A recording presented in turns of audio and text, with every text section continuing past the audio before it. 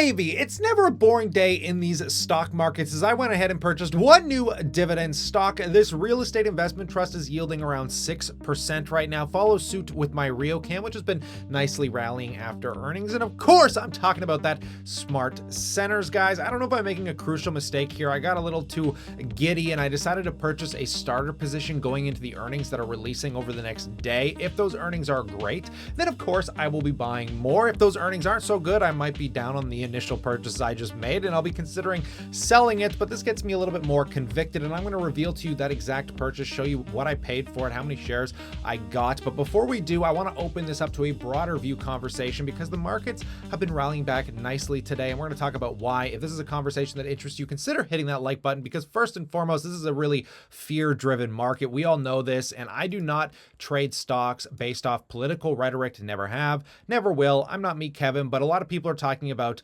this Russian news. Now, Russia's President Vladimir Putin said Moscow had withdrawn some troops from the Ukrainian border and was open to renewed talks to end a standoff with the West. But the US and European officials said they had seen no evidence of significant drawdown of forces. So, like I said, I thought this was kind of just a joke game of just kind of, putting all the troops on the border to try and negotiate some deals. Now, I don't live in Russia. I don't live in the Ukraine. Tom Nash, this YouTuber, actually grew up in Russia, offered some incredible insights surrounding this topic of conversation. But when you look at Western media, I had the same problem with Alibaba when China was going through its political rhetoric and problems, is that it's extremely overblown and a lot of misinformation. And do not take anything you see about this without a grain of salt coming from traditional media. But at least Tom Nash offered some good insights, guys. And it doesn't really matter. The entire Western stock market trades off these news cycles, and clearly, even though we don't know what's going on, or at least I can't tell what's going on, apparently a lot of investors can, and they have been buying pretty aggressively back, even though we haven't got through the Fed meeting yet.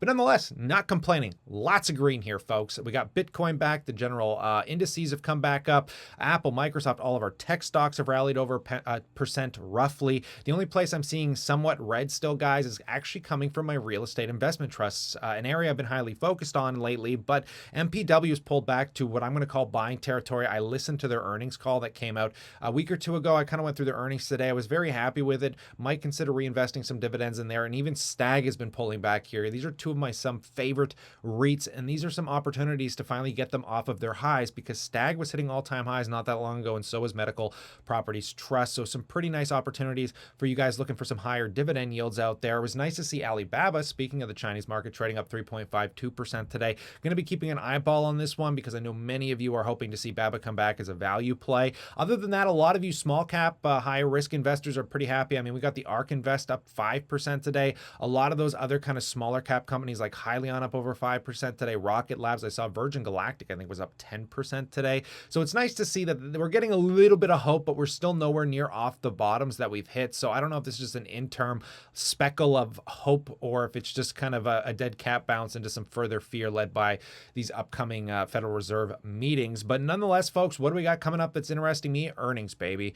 We still got Canadian earnings, and I am largely leveraged into the Canadian economy by buying a lot of bank stocks. And one stock that's going to be driving most of the Canadian earnings is our largest tech company that exists here. That sits on the top 10 largest Canadian companies. Was once the largest Canadian company, only to be surpassed by Royal Bank again after Shopify sold off here, guys. So Shopify trading down 47%. I think in the last 5 days here, we are seeing a little bit of bump from its bottoms, and these earnings are going to be releasing tomorrow. So if you want to know how the general markets are doing, this is going to be another indicating factor depending on what they post for guidance. And to be honest, guys, at this 33 PE, I have been considering picking this one up next to Alibaba. This is on my list of stocks that I want to buy, but like I said, I am by no means in a rush to pick up growth until I'm a little bit more certain of how this market plays out over the coming quarters. Again, we'll see what guidance they offer. Now, many of you know RioCan posted some incredible earnings.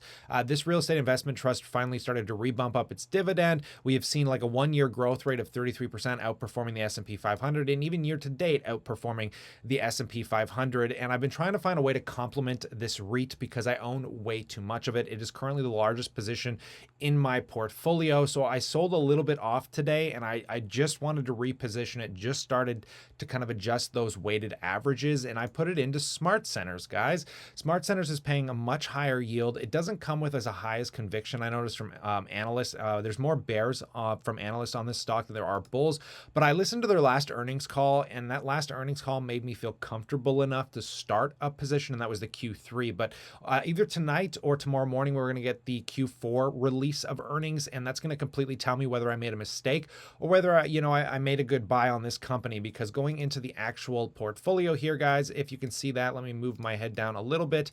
We can see that I scaled RioCan down by about $5,000. I also sold about $2,000 worth of Bank of Nova Scotia out of this account, and I basically used those $8,000 in proceeds and started this position in Smart Centers. Now at that 6% yield, guys, oof, we're talking about real juicy dividends here, and I picked up 280 shares at an average price of $31. Now I did this decision because there seems to be some kind of investor interest going into these REITs right now, because they keep rallying, I've noticed, consistently pretty much day after day lately, and I just want to see that if earnings are good, it'll bump up, and I would have got a good starter position price. And like I said, if earnings don't go that good, then hey, I can sell it down. I won't be taking that much of a loss, and I'll be stuck in a position of trying to figure out what the heck to do with this money. I've talked about many other REITs, but considering I'm purely looking for cash flow, this will be the highest yielding company that I own in my entire portfolio, and they can afford this dividend. Their payout ratio is around 83% currently.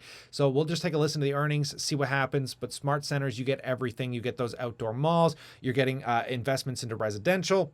You're getting investments into senior properties.